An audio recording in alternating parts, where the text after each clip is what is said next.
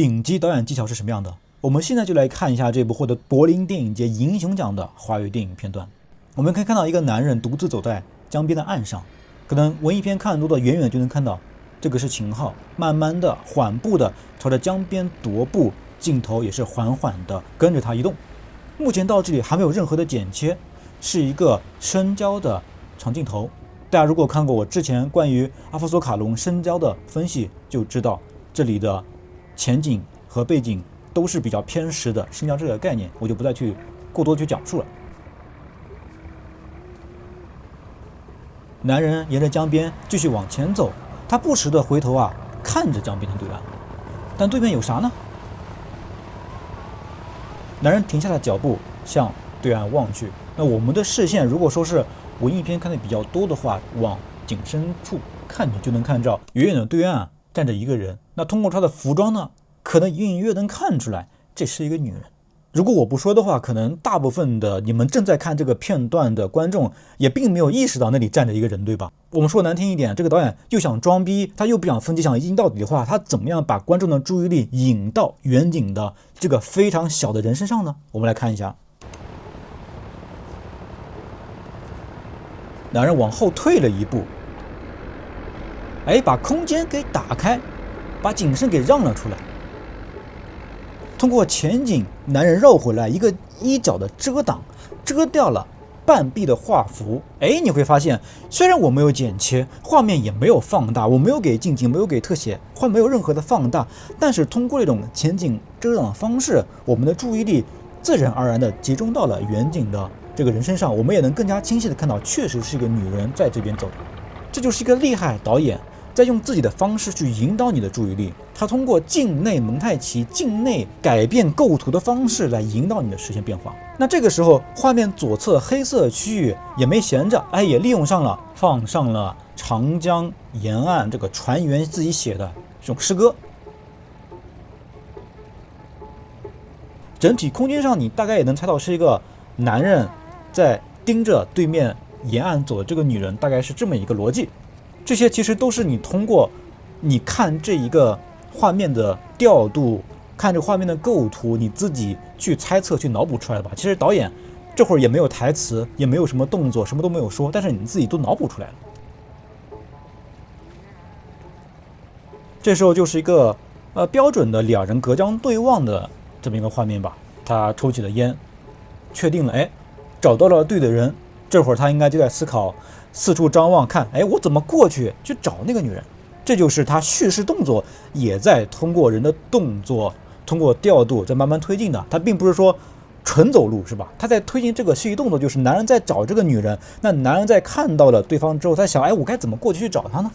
那很多人看了这个片段就会很困惑，这个导演到底在拍什么，对吧？也没有什么很强烈的戏剧冲突，就拍两个人在那走，隔着这么远，你也看不清啥表情，甚至连个正脸都不给。你觉得这场戏拍得好吗？大家好，我是 Joseph。那么想要回答这个问题呢，我们首先就需要去系统的理解电影的3种完全不同的影像逻辑。那这部电影导演杨超就用了一种绝大多数导演都不会用的一种创作方式，即空间影像。那么这里接下来我讲的可能会有一点点小难，有一点点深度，但是我相信当你看完这个视频之后，你就会发现你对电影的理解上升了不止一个档次。那我们现在就开始。 Nice。 让我们回到电影理论的源头，法国哲学家伯克森曾经提出绵延这个概念。他提出真正的时间像河流一样连续流动，而电影理论家德勒兹就从这个思想发展出2大影像分类。那第一种就是运动影像，影像以动作叙事为核心，空间是背景板，情节是引擎。那经典好莱坞类型片基本都是遵循这个逻辑，优势就是动作和情节展示的清晰且高效。第二种就是时间影像，时间不再隐藏于运动之后，而是直接显现自身。影像呈现记忆与意识的交织，像我们说贝拉塔尔、塔可夫斯基这种电影大师都是时间影像的典型代表。空间有了主体性，但时间才是主角，优势就是影片既深邃又富有诗意。到这里德勒兹只给了2种选择，但以杨超为代表的当代导演提出了第3种，即空间影像。那逻辑起点来源于克拉考尔的电影是物质现实的复原这一理论，但杨超往前推了一步，导演要通过视听语言主动分解和重组时空，同时把德勒兹的重心从时间拉回到了空间，再加上中国传统美学的游观视角，像古人看山水画卷一样，让摄影机在空间中游走，就形成了长江图独特的视听语言。我们来总结一下这3种影像的区别：运动影像，空间是背景，情节是老大，电影是叙事的工具；时间影像，空间是容器，时间直接显现，像动态的照相术，从时间角度观察世界。但我说实话，时间影像这个概念确实是有点抽象，我自己也不是能够非常完全的去理解。如果大家对这个时间影像有自己的理解的话，可以在评论区一起讨论一下。我们这个视频重点就在于下一个 G， 空间影像。在空间影像中呢，空间也是一个叙事的角色，它会自己讲故事。电影呢是空间的艺术。这3种路径是3种影像创作的选择。像杨超就认为，最好的类型片或艺术电影共同的底线都是用空间影像来呈现影片最关键的核心，而不是通过台词、对白和戏剧动作。那空间影像应该怎么拍呢？杨超给了6个工具：景别、角度、焦段、运动、光色和声音。那当然，这些都是基础的视听技巧了。更重要的就是创作的空间先行，要先找到只能发生在这里的独特空间，让人物和故事自然而然地从空间里生长出来。现在就让我们带着理论回到开场我们播放的那场戏，用空间影像的逻辑重新打开梳理一遍，分析一下这种拍法到底好在哪儿。如果是运动影像的创作方式呢，这场戏会怎么拍？首先会给秦昊饰演的这个男人一个跳舞的特写，对吧？然后再切一个女人，就是辛芷蕾的反应镜头，郑凡达两人互相对望，可能是含情脉脉，可能是刚认识互相猜疑。不管怎么样，信息交代的都清清楚楚。成本呢可能会高一些，镜头也足够多，但空间就被切碎了。杨超并没有这么做，他只用了一个长镜头，镜头藏在了秦昊的身后，让这个江面成为画面的绝对主角。男的背影，飘动的衣角，宽阔的江面，对岸的人影以及浮现的诗句，所有这些信息被包容在同一个空间里，而不是被剪辑所切碎。这就是空间影像的第一个特征，包容性。空间不是背景，而是一个容器，同时承载环境、人物、动作和文本。观众可以在一个画面里同时接受到多层信息。第二个特征就是神秘感，没有给任何的特写，也没有台词，你只看到衣角在摆动，和对岸有个模糊的身影，看到诗句的浮现，所有的信息都是含蓄的、留白的，逼观众自己去联想他们是什么关系，为什么要隔江相望。那第三个特征也是导演工作的一个真理那就是性价比。找准一个角度，藏在人物身后，一个合适的焦距，同时容纳前景衣角和后景江面，一种调度方式，不剪辑，用极低的拍摄成本展现了巨大的信息量。地理关系、心理距离、人物状态、诗意氛围全在一个镜头里完成了。这是空间影像的核心，不是导演把信息喂给观众，而是把观众放进一个完整空间里面，让空间自己去说话，自己去叙事。那很多人都会觉得，那我拍空间影像不就是一镜到底长镜头吗？这就是一个对空间影像非常大的一个误解了。空间影像有2个非常重要的创作原则。第一个就是空间是叙事的一部分，它是角色的一部分，空间本身是在讲故事的。第二个就是空间在影片里面的逻辑连贯性，你不可能说我拍空间影像，这里位置也不对，那里也穿帮，那就不叫空间影像了，对吧？如果你能够同时保持这2个基础的创作原则，那你通过分期的方式也可以创作标准的空间影像影片。我们再来看一个例子，我们说隔江相望是横向空间的调度，下一个片段就是万寿塔的段落，这就是一个纵向立体空间的叙事了。我们来看一下，一个极端俯角镜头，男人走进了这个佛塔，这个段落就此开始，马上就分切镜头了，对吧？因为这个场景的局限性，说实话，你真的很难的去一个摄影机从外面跟着进去，再跟着它走到顶上，你是做不到的，那就只能通过分镜的方式，但依然可以用它来拍摄空间影像。这里你会发现，空间影像的一个特点就是它不会去拍空镜，它可能这个镜头它的起伏是个塔，是个佛像，但是慢慢的人物都会进来，都会带有人跟这个空间的关系，依旧是同样的套路右边这个区域这个半屏出现了关于长江的这个诗句，而左边通过色彩做了一个分切，右边是片黄色，左边有一片蓝色的区域，而秦昊所饰演这个男人就走上了这个画面。我觉得大家可以思考一下，这里如果我就光拍一个空镜，镜头缓缓的往前推，男人不出现是什么样的？为什么导演一定要在这个镜头的比如落伏处让男人出现走入画中呢？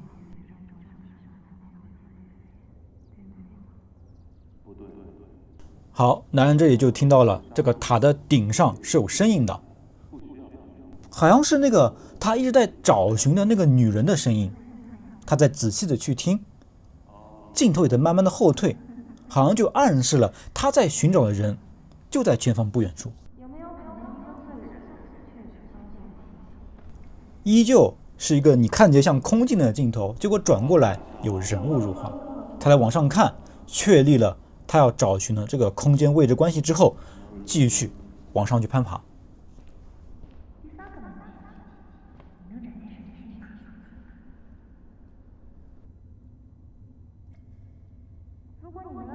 非常的阴暗灰暗，充满了这种神秘性。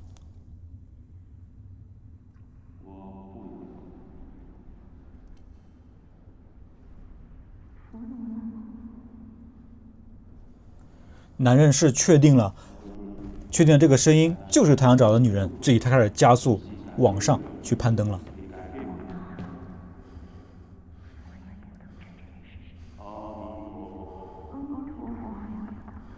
通过主观抖动的视角来展现他比较焦躁的这个心情。这时候画面切到这个外景，你看起来像是一个空镜头，对不对？但是你仔细的去看，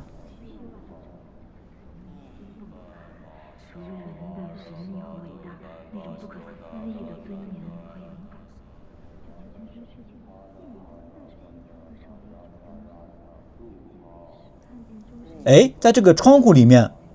男人是跑了过去的。他跑过去的这个动作，一方面是通过动作匹配自然的连接到了下一个画面，另一方面就是导演还是想通过这个镜头告诉你，我没有在拍空镜，我是真的尽力的在拍人跟这个空间的关系，在拍空间影像。来到顶上之后发现，声音不在顶上，声音反而在下面了。这时候我们会跟这个男人一样很震惊，说这个声音本来是在头顶的，结果到了顶上之后发现不在头顶，当然在下面了。男人跑下来之后非常的无奈，